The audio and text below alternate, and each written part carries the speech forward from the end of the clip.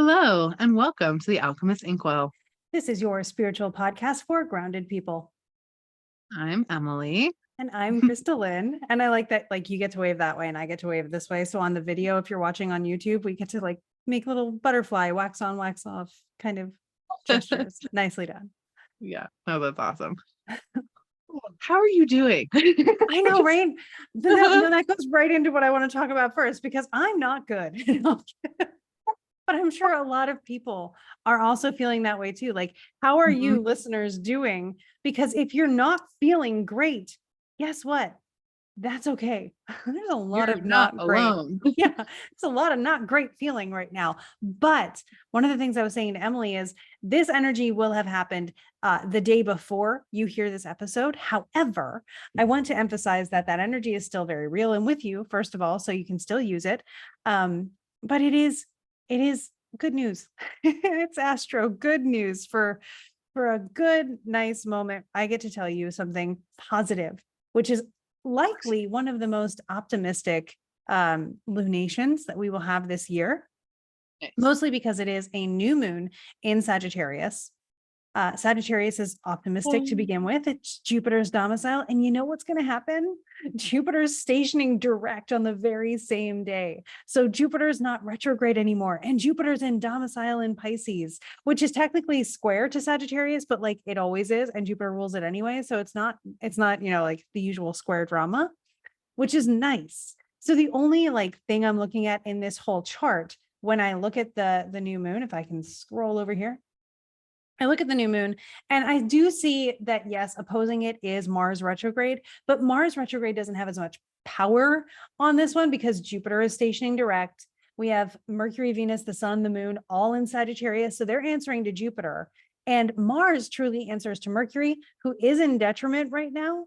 But again, we have this situation where Mercury is almost just barely in their own terms too. That would have been just beautiful.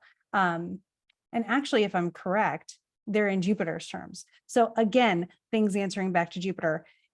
Even though Mars is over there kind of plotting and scheming in the corner, he's still in the corner and nobody's giving him the attention, which is nice. He's having a hissy. You're like, just go do it over there. You can go punch a pillow as many times as you want, sir. Exactly. That's exactly the energy. And it's again, it's just nice. Many of the planets now, with the exclusion of Uranus, Neptune, and Mars, the other ones are direct officially as soon as Jupiter gets his motion going. Yay! Yeah, I know. Everybody like, in January, we will actually have a period where all of the planets are direct. Second half of January. I'm looking forward to that myself.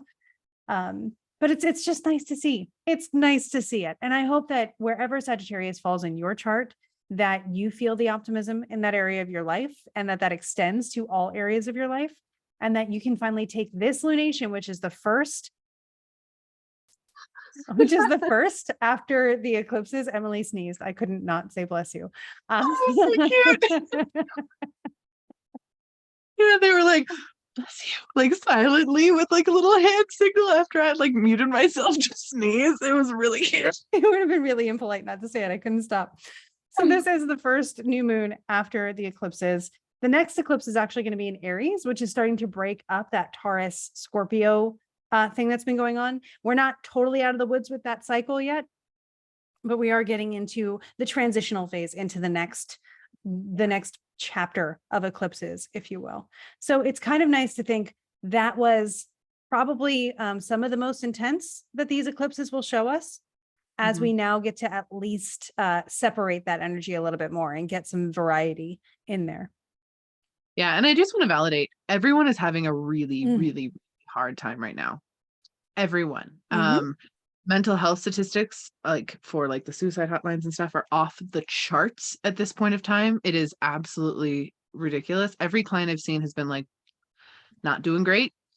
Personal people in my life, most people are struggling in a huge way. There's been a lot of death and a lot of grief in the last 2 months. just in general for people.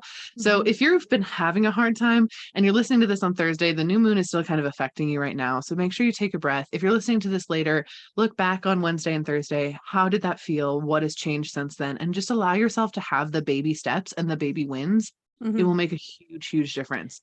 Personally, and I'm, we get super vulnerable on here. So here I go. I've been having like horrific, I have PTSD for those of you who don't know.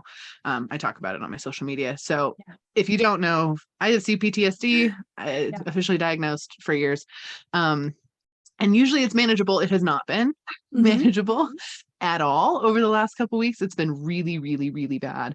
And currently I'm just trying to manage like each bout of anxiety at a time. And my current thing with that is just when I'm in an anxious space, just to ask, how can I make this moment more magical for everyone around me in that space? So then I stop feeding into the anxiety and I give myself a to-do. Because if I have a to-do, I'm not as anxious. And so I'm like, how can I give myself a to-do instead of just being like, what needs to be done, what needs to be done? Because that makes me more anxious. If I'm like, oh, how can I make this more magical? Then it feels like a game. So I'm literally trying to gamify my anxiety, which is a huge part of like, I wrote a whole book on gamifying your anxiety. It's a thing that I do often. If you want it, it's called Damsel No More. It's available now. Definitely get it. It's awesome. Yeah. It's just how to gamify your anxiety. How do you play a game to get yourself not anxious? That's literally the whole premise of the book. And thank you. I appreciate you saying that. That's awesome. But yeah, I highly recommend doing something like that right now to help get you through and focus on those little wins that you can get as we basically the next week and a half, things start to break apart and things start to move and things start to get more comfortable. And we can actually be like, oh, okay, lick our wounds a little bit and prepare for moving forward. Because it's not been easy. And I just want to empathize because it's not been easy. Yeah, one of the things that I've been conscious of lately, especially now that we're on the other side of the eclipses, that Pluto is headed, direct for a good long while, that Saturn is direct and finally separating from Uranus. I'm looking at this and seeing all of my personal transits that have been causing a lot of chaos in my life. And I'm saying, okay, this is where things are sort of out of the woods. Like we're walking towards a light now. We can see the edge of the forest and we're heading towards it. We have a path. We may stumble a couple more times, but we can get there. And I'm trying to transmute any anxiety that I've taught myself into knowing that anxiety and excitement are the same kind of energy with different intonations put on it. So when I have anxiety, I decide, okay, this is the same energy as excitement. How can I be excited about something instead right now? Especially if it's not within my control, the thing that I'm anxious about, I'd rather fixate on excitement of something rather than anxiety over something, because I do not have control and the ability to act. So if you can't find a to do, or, until you find a to do, the ability to choose excitement may also give you a to do. That's going to be a lot more helpful in manifesting optimism, which is very much what the Sagittarian new moon helps us do. So I recommend today, tomorrow, whatever, sit down, just meditate, take a couple of deep breaths, and just ask yourself, what does optimism feel like? Ask yourself, what does hope feel like? Ask yourself, what does peace feel like? And just sit in those emotions for a little while to remember those things and to sort of reprogram those beliefs for yourself. And that way you can, call on those feelings when you need them in the future. Absolutely. I fully agree with that. Another thing to do is to do a card pull, which is what we're talking about today. How perfect. To get a little housekeeping out of the way, again, our patrons voted on and chose this topic for us. If you really have an idea for a topic, if you really want to see us do something, if you really want to be a participant and vote on what topics we do on these, that's what Patreon is for. We have multiple tiers. They each unlock different things. We also were super lucky. The bonus video we did for our patrons on the top tier gets a bonus video from us each month. We did it it came out on Friday for them. I think it was, yeah. Came out on Friday for them, and it was a card pull for like, how are you going to handle the rest of basically the month. So we did a personalized card pull reading for that group. And it was really fun. So if you want to get in on that, if you want to tune in and get that card pull and stuff, you can still join the Patreon. It's pretty affordable and it's a joy. We love it. Also, a bunch of you have submitted pitches to the Forgotten Storytellers. Thank you so much. Oh my gosh, so many good ideas. Loved that. We have just absolutely loved them. If you submitted a pitch, and look out for an email from us. We did email everybody. If you were aligned, or even if you're not aligned, you should have an email right now. So look at that. Make sure you check that out. If you did get a not right now, like not aligned sort of space, we do have some other opportunities to kind of do the program and such coming up for you. You'll probably hear more about that in the next couple of weeks. So just stay tuned, because we're not just gonna leave you floating in the ether. So there is that. And if you still want to submit pitches, by all means, our pitches are still open. ForgottenStorytellers.com. Please send us your messy story idea. It's basically it. It's a form. You fill it out. It's great. Yeah. And if you're listening to this and you have submitted a pitch, but we haven't responded yet, we will respond. You will receive a response from us. So do not worry. We are I'm a Virgo midheaven, first of all. So we are not going to lose track of it. So we will make sure we respond. And, if it comes around that it's like January, you never got a response, email us back, but that's not going to happen. So just know we see you, we honor you, we know you're there.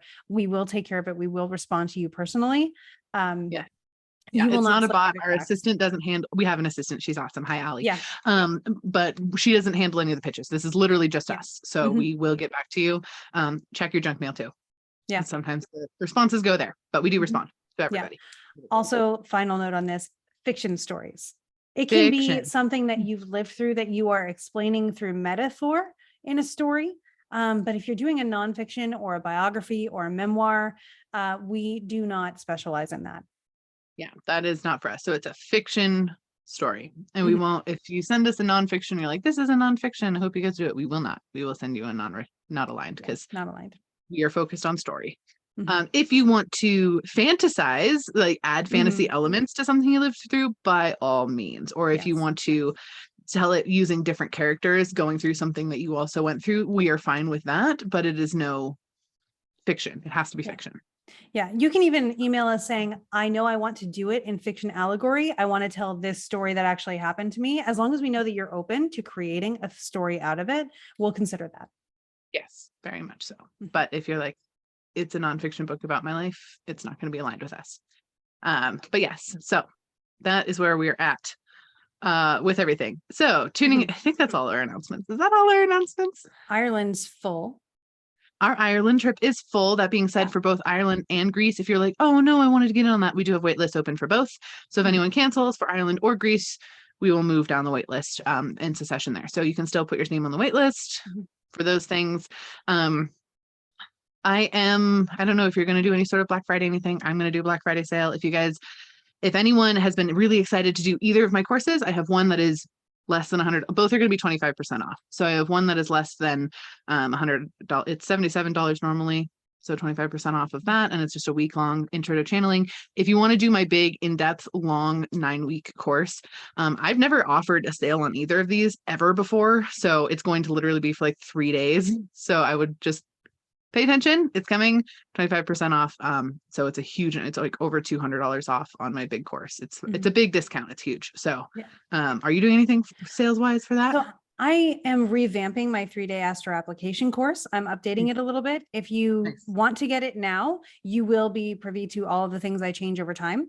I am not sure if the price will go up after I change things. It's not feeling tangible just yet on how that's going to go. So now's a great time to jump in. And I'm also thinking about, I'll be posting a talk that I did for Astromagia on high vibe fiction and astrology and story structure and all of those things, which is a really great introduction to how we run the Forgotten Storytellers. And now that I'm remembering it, I will probably launch that this Friday through Monday at an initial discounted price. Oh, you mean the Friday through Monday after Thanksgiving, right? Yeah, Black Friday. Thanksgiving is Thursday. Thanksgiving on Thursday. It is on Thursday. This episode comes out on Thanksgiving. You're correct. My brain is, So tomorrow, when you listen to this, so I'm just going to launch it now for you guys because I've already set up the codes. It's if you want 25% off, go to my website, emilydexterpsychic.com. Click on classes. You'll see both of them there. When you check out for either class, the code that you'll enter to get the 25% off is Thankful Magic, capitalized, one word. So good. And that's it. So guys, please take advantage of that. It is running for you guys, it'll run from the moment this episode comes out. For the public, it is going to be from Friday through Monday. But yeah, so Black Friday sale there. I never, ever offer discounts on this, ever. Yeah. One other last little housekeeping thing too, because I know my readings are booked out till like June. I am doing group readings. I'm starting it because everything has been so hard. So I have only a limited amount of ticket available for group readings. The first one's going to be on December 1st. If you'd like to hop in, this is your way to get a reading with me a lot sooner than June, and it will be in like a gallery reading format. But you can ask questions in the comments and we'll get to what we get to and do a lot of group healing and activation work. So all of that is also available on my website. I think that's all our housekeeping. Yeah. So for my courses and stuff, check my link tree or the link in any of my bios, and I will have the code and the link directly to it there for you if I get it up in time, which I should. Perfect. Yes. Yeah. And I will also have that on my link as well. Mhm. Awesome. Cool. Okay. Let's talk about card pulls. Yeah. So we're going to talk a lot about Oracle and Tarot cards today. Both of us use them sort of differently, I would say, than a lot of like classic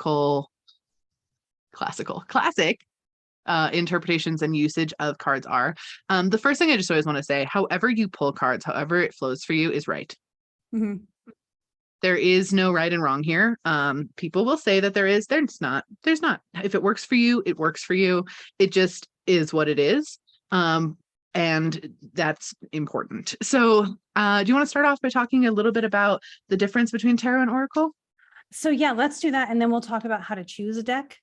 Love it. Yeah. So it's funny because you and I are really adept for this conversation of the difference between tarot and oracle, because I tend to lean towards tarot and you tend to lean towards oracle, even though we both have, walked both paths on that one. So I'll start out by letting you know kind of a little bit more about, I am not a professional in tarot by any means. There are so many people who take this so deep, and that's not my level yet. So I want to respect that. But the thing I like about tarot is that it is, even if it's multiple different decks and different aesthetics and different images, the archetypes remain the same. The symbolism remains the same. It's a lot more structured, which is very appealing to my earthiness.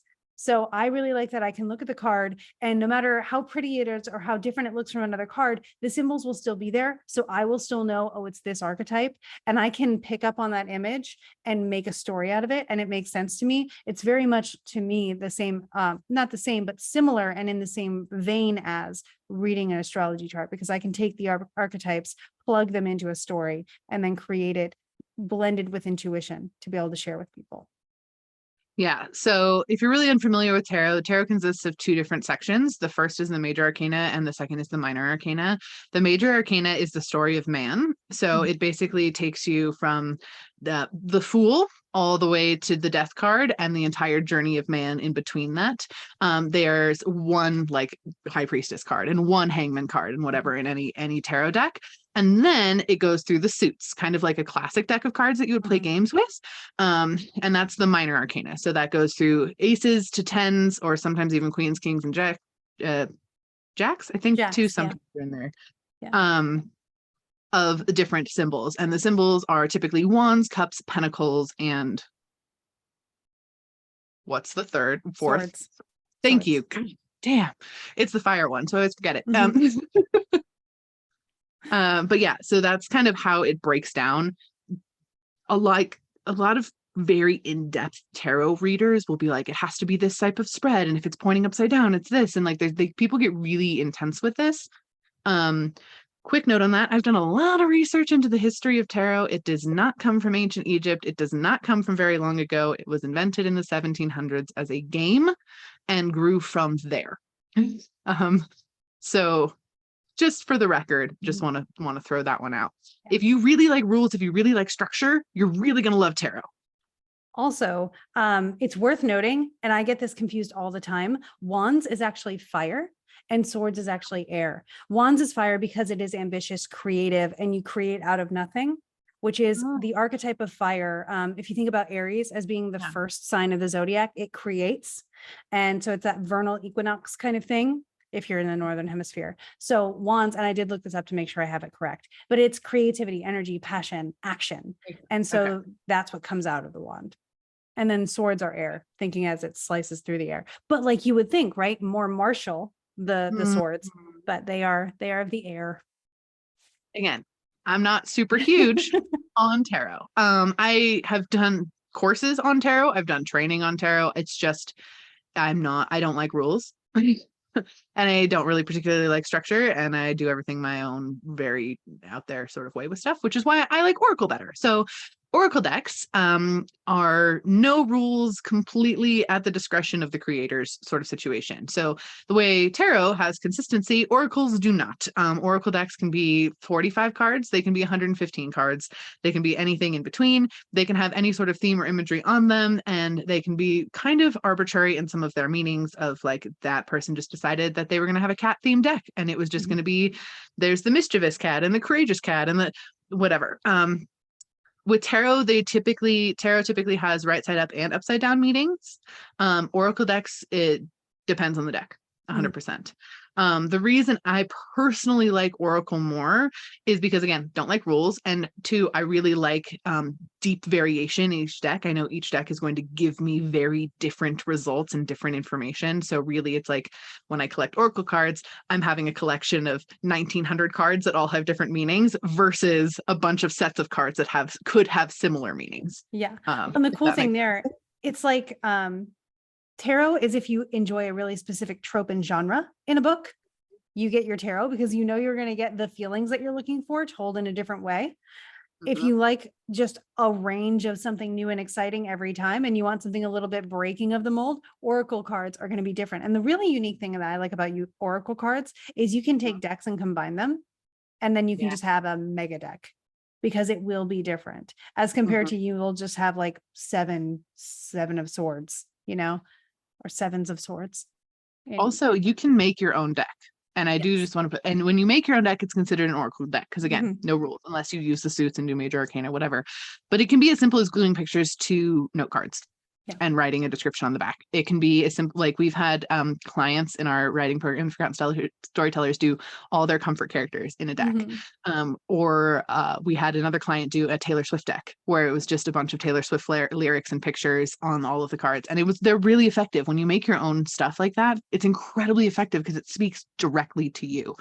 So that's kind of the next option there. But let's talk about how you pick a deck. How do you choose a deck for yourself?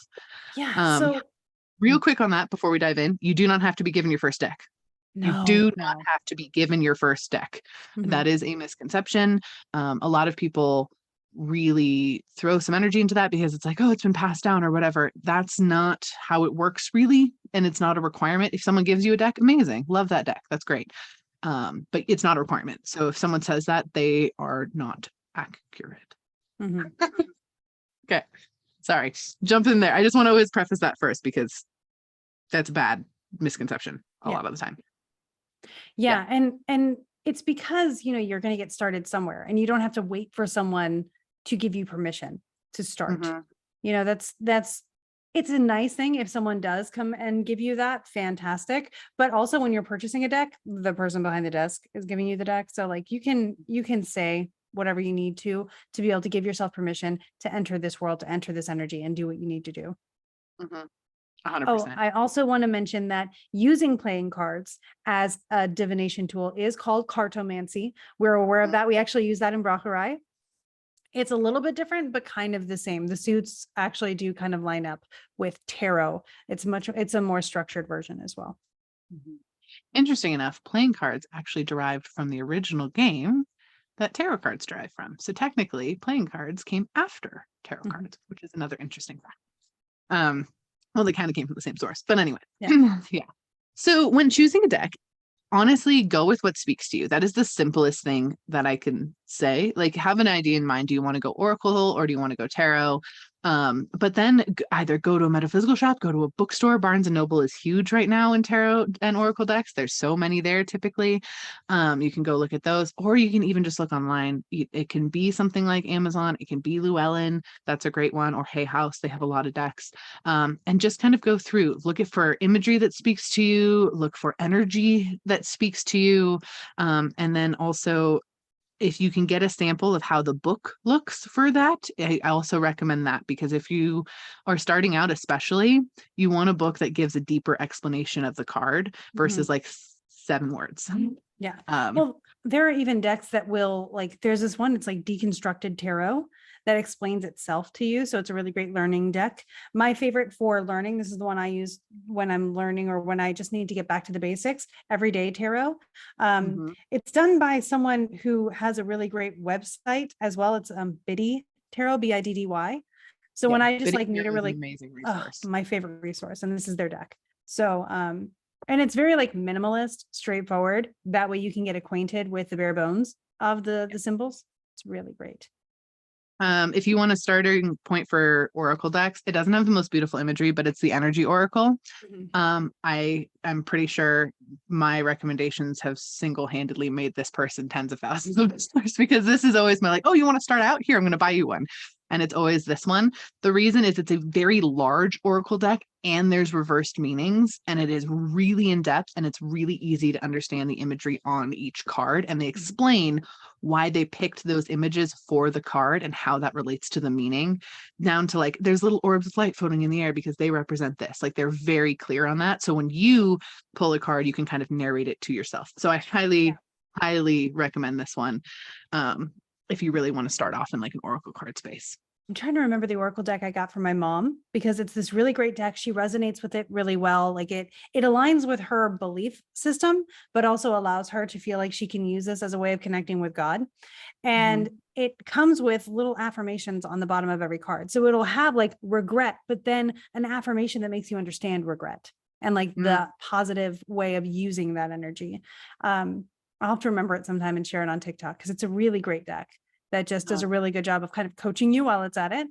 And you'll be able to find decks like that. You can see, again, on the back, they'll show you a bunch of the cards as samples and things, and just anything that speaks to you, depending on how tangible do you want it to be? How much work do you want the deck to give you? Or how much room do you want to be able to interpret it on your own? Another one of my favorite decks that also is really niche kind of thing is it's an ancient, it goes through the Greek pantheon. So every card is a different god. This is probably my favorite deck that I own. I've owned this, I think I've had this for 15 years or something at this point. This is a really long time. And it's kind of a smaller deck. It's only 45 cards. It's the Mythic Oracle, but it's so cool because then if you're doing deity work as well, you can just simply ask the deity, oh, okay, I pulled this card for me. What else is coming up? Whenever I go to Goddess Yoga on Mondays, they have a goddess deck, same sort of, that's how I use it. Yeah. You pull a card before you do Goddess Yoga, and then at the end, she's like, oh, the book meaning's here. And I'm always I'm just going to ask this guide or this god what they want to tell me. And it's really cool. So if you are connected to a specific pantheon, there's a lot of Norse pantheon decks. There's a lot of Egyptian pantheon decks. There's a lot of, I've seen Russian and Eastern, sort of pantheon decks. There's some Shinto decks I've seen as well. So you can always look via what, pantheon you're looking for as well, and there's stuff there. Well, and speaking of pantheon, another way you can go about it is your favorite fandom, your favorite story, your favorite video game likely has a tarot deck that someone has made for it. I would look on Etsy for something like this, but I'm going to show one that Emily actually purchased and gifted to me. This is for Avatar: The Last Airbender. So the Wheel of Fortune is Boomy as an adult, and Boomy. So when you pick on this card, you'll be able to be oh, it's Boomy, and he's waiting for neutral Jin, or all of those things. I know Sokka is the Fool, and we know Sokka, so you'll be able to get a vibe for what the Fool is. And that's another really great way of relating to a deck, is if it's something out of your something you're already interested in and know really well. I know there's one right now, I think it's just the Major Arcana for Genshin Impact, which is a video game I really like. Legend of Zelda has tarot decks that I would collect like candy, because the characters, so you'll be able to say, oh, this is what this character says and does, and I know that already. So it's a way to get to the heart of what you need to know, even if you're in the process of learning, or if that's as far as you want to go with learning, you just want to use a deck for you and your personal use. Things like that are really fun. And I love that so many creators are coming up with these decks that we can use with stories. That's such amazing fan art. There is a Major Arcana only deck of all Lisa Frank, and I want it so badly, but right now it's not published. You just have to download it and print them off on cardstock and whatever. And I haven't got the gumption yet to do that, but if they sold that, I would buy it so quickly. I am a Lisa Frank child. Oh, me too. In my soul. If you guys don't know what Lisa Frank is, go Google it. You'll know what it is after that. Yeah. And you'll probably you'll look want at it all and of be the like, things. oh, I want that tarot deck because I want that tarot deck. Yeah, Lisa Frank is so high vibe. Right? So high vibe. Also, be warned, once you start collecting tarot decks, it's kind of like getting your first tattoo. You will not stop. Mhm. Yeah, I have Just 4 here, and these are just the ones that aren't in storage since I moved. Yeah, I have up here touching me 1, 2, 3, 4, 5, 6. I have 6 decks next to me, and that's just like the ones I grabbed for this video and that I have up here all the time. Yeah. I have many more of as well. Yeah. The other thing to imagine, or not to imagine, to keep important in your mind as you're picking tarot decks, if the more you collect, you're going to notice that some work really well for certain purposes and some work really well for other purposes. And that's totally fine. There's not one size fits all in a lot of ways. Like the energy oracle I use basically once a year, the one I recommended. Now I only use it once a year to do my card pull for the year. Oh, I got all washed out. Come back. There we go. You're good. And I do it for my card pull for the year. So I touch base on it every month, but I don't pull a new card every month because I use it basically that once a year. That's kind of its position now. I used to do live readings with them because it was a really good deck for that. Whenever I feel like I'm missing a message from a deity, I'll do the mythical oracle pull and do that and try to tune in that way. I have a deck that is solely about my relationship stuff because it literally arrived in the mail the day I got engaged, and that is what it's for. And there's a million different things that you can do. When I need like an affirmation, a really positive, strong affirmation, I have an oracle deck. Actually, I think I have it. It's the Sacred Traveler Oracle. Oh, I do have it up here. It only is positive affirmations. Every single card is positive, and they're only affirmations, and it's lovely. So if you need that, highly recommend that. There's tons of different stuff that you can use the different cards for that you do end up collecting. Well, it's like, you don't even have to, some of them are really pretty. And then some of them, like this deck is a Hermetic tarot deck. It's somewhere along the lines of the esoteric workings of the Secret Order of the Golden Dawn. So like, it's very masculine, but when I want it to be told to me like it is, because I know I'm avoiding something, I will pull this deck because this deck is hugely rude to me. This deck has never been kind to me once. So I know when I need like tough love or actual like truth and just to stop running from truth, I will pull from that deck knowing I'm about to get reprimanded. When I want something that's just going to be really straightforward so that I can get a clear answer because I'm worried over something, I definitely use this one because it's so clear cut. Which is the Everyday Tarot for those listening. Yeah. Sorry about that. Good. And then I just got this other one, which I really love. This is the Star Spinner Tarot. And what I love most about it is it uses mythology, fairies, folklore as a tarot, but also it has a lover's card for every type of couple combination. So it's very inclusive in that way, both just in any way that you can think of. It's got cards for every representation that you might want, so you can make the deck reflect you. And I think that that's beautiful. That makes me very happy. I appreciate that so much. So when you're picking picking decks are doing that too. I've seen a couple. You can also have decks for specific guides. Like if you know you have 3 solid guides that love to talk to you, this deck's to talking to that one, this deck's to talking to that one, this deck's to talking to that one. That's also perfectly reasonable. So let's just really touch really quick on how to pull cards and how to kind of interpret that, because we do that really our own way, and we encourage you to do it your own way. That's how you're going to get the most out of it. But just to touch on how we do it, I think is really important. I also just want to point out, I do a full how to read cards, like multi-part lesson in my large course. It's a bonus course you get with it. It's literally a card pull course. So if you really want to go in depth with that, that's on that as well. Because this is just an hour. That is much more than that. For sure. So just to quick touch on it. A lot of people go where they shuffle and shuffle and shuffle until a card pops out and that's their card. You're more than welcome to do that. You can also spread them out in like a line and go for whichever one feels magnetic to you. Pull a card from there. You can do spreads if you like spreads. You don't have to do spreads if you don't want to do spreads. Sometimes it's really helpful to have a spread because then you have an intention per card pull. My favorite one is past, present, future for a specific problem or a specific thing that's coming up of like, how did I deal with this in the past? How should I deal with it now? And what is coming in the future? That is really beneficial. If you're really working on expanding your psychic abilities, I cannot stress this enough. I highly recommend using pulling a card as a validation system for yourself. So essentially pull a card or ask a question, pull a card, narrate out loud what you think this card means, because then you're going to really tune into your intuition. You're really going to connect with it. Oh, the sun on there is meaning this. It's a courage card. Is that relating to that? That's totally relating to that. Whatever it is. Then use the book to back up everything you just channeled. It's an incredibly potent system. Yeah. To get yourself to trust yourself. Yeah. I do that all the time. Like I'll pull, if I'm really stuck on something and I'm feeling like it's time for a card pull, I will do that. And I'll have my husband or my partner read the card.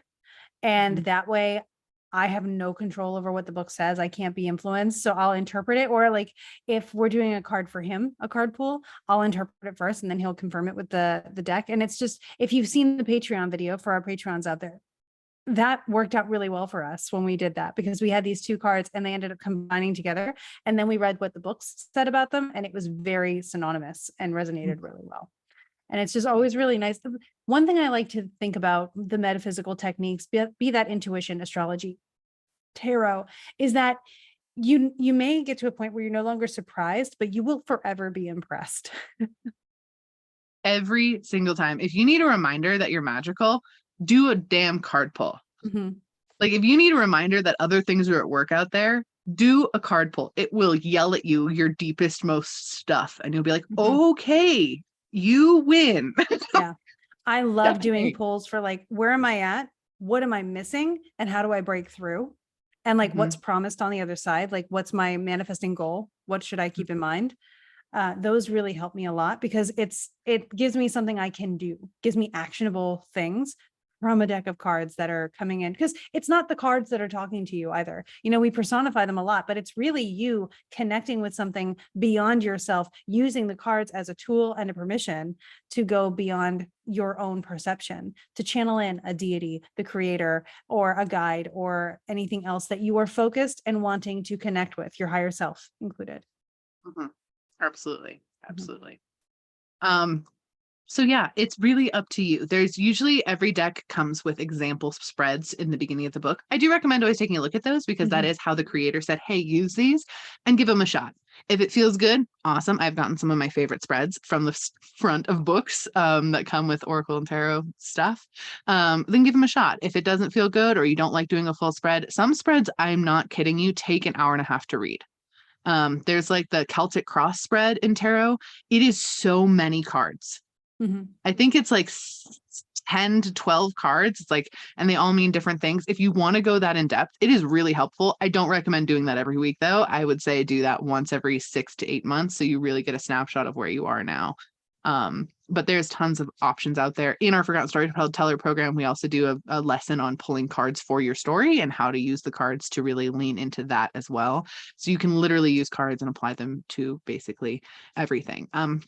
There's also a couple like Lenormand cards. That's another type of card. They're very simplistic. So don't necessarily get those unless you're really looking on building one card off of another card off of another card. O cards, O cards are story building cards specifically. If you're working on building a story, you get that deck. It's literally, how does my story go? There are thousands of options. Sometimes those cards are also clear or see-through or translucent, and they stack on top of each other. There's also oracle cards that do that as well. That's another one. Also, like, look out for other types of cards out there. I have a deck up here that I use just for activating water.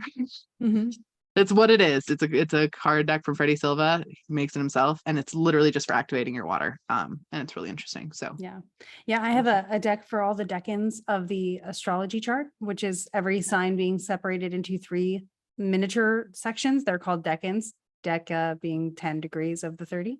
And it's just really cool when you pull that to be like, which decan am I thinking about? And that has so much to go along with it. I know that there are some for like the mansions of the moon, which have spirits attached to them. And there's so much you can go into with that, lore wise and beyond. Okay, so really quick, we're going to answer a question from our patrons before we run out of time here. It's a 2-parter, or 2 questions, I guess. One is a serious question. If you make a manifestation and the time has passed, like the deadline passed for when you said it would be, what do you do? Do you rewrite it? Do you just cross out the date and put a new one? How does that work? So I think that's speaking to the manifestation technique where we say write it present tense with a deadline. Usually what I always recommend is take a minute and assess. Like, is this actually something you really wanted? Were you having limiting beliefs and blocks come off? Why would it be bad to have the thing that you're manifesting? Because those will give you insights into maybe why you didn't actually energetically call that in, or why the universe was like, pause button. No, we're not doing that just yet. Yeah. I cheat a little bit because when I'm giving a deadline to my manifestations, I'm using astrology. So I'm already aligning a little bit with what the energy would be like ripe for. So that's always an option when you're looking at creating deadlines, if you don't want to just feel them out. But if one does pass and it's not the same as what you thought it was going to be, ask yourself what did happen around that time? And what was that telling me? So how was I answered? Just not in the answer that I was looking for. And what is that guiding me towards that is going to be better than what I thought I deserved? Because that's what happens. If you didn't get what you asked for, it's because you deserve something better for you. And you might be asking for something that you defined based on someone else's success and what looks nice, but you have a different path. You have a different purpose. And that is something that is coming in for you in your unique way. So it's very helpful to think about, okay, what am I missing? Because I'm getting tunnel vision on someone else's dreams. Absolutely. And then try again. Yep. I always want to stress this. Try again, reassess. What are you manifesting? Do some block pull work, do some alignment work. Be like, oh, it did come this way, or I'm actually being pushed in this direction. I feel that. And I actually feel like I can flow this way better. Or, you know what? I actually didn't want that just yet because it was going to put too much pressure on me. Okay. Reassess, start again, write down a new manifestation. And this is why I also end a manifestation or a request of some sort with in the highest and best way. Because if this or something better is great, because that way I know by this time I will have gotten the answer I was looking for, or something better will have shown itself, and I can be on the lookout for that too. And that way I'm not limiting myself to my own perceptions, because those are so microcosmic compared to all the potential. Absolutely. The second half of the question is just kind of a really quick, fun little touch base. Fun question. She addressed it to me. We're both going to talk about it though, and she addressed it to me because I'm currently play fighting with Hermes. How does Hermes feel about Lin-Manuel Miranda playing with him in the Percy series? I always wondered if deities get a kick out of certain people, or if they're like, I wish someone else would have played me. It's so funny.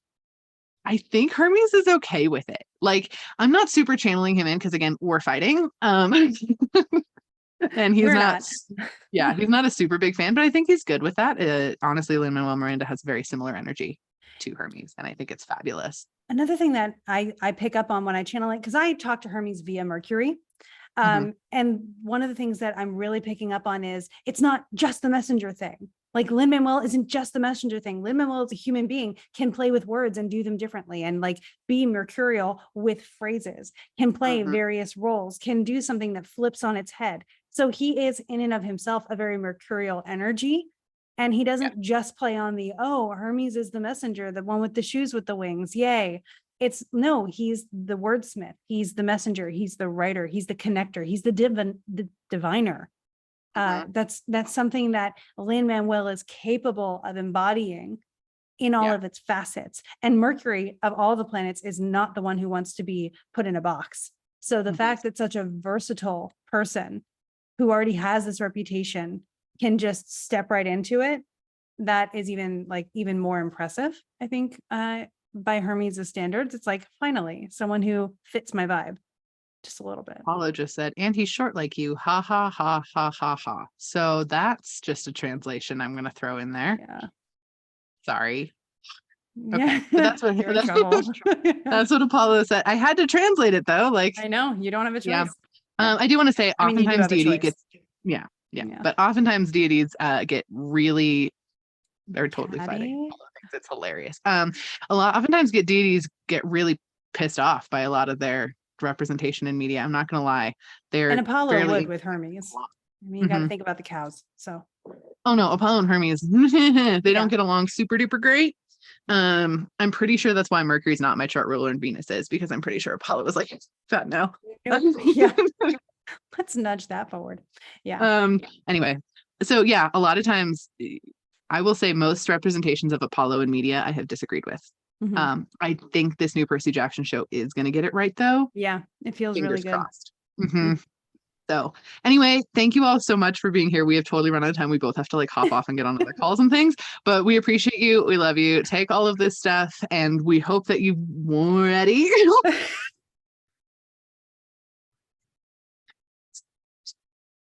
I don't know what I was doing there. We hope that you're ready. Here we go. We're not. Let's try again. Ready? Go make some magic.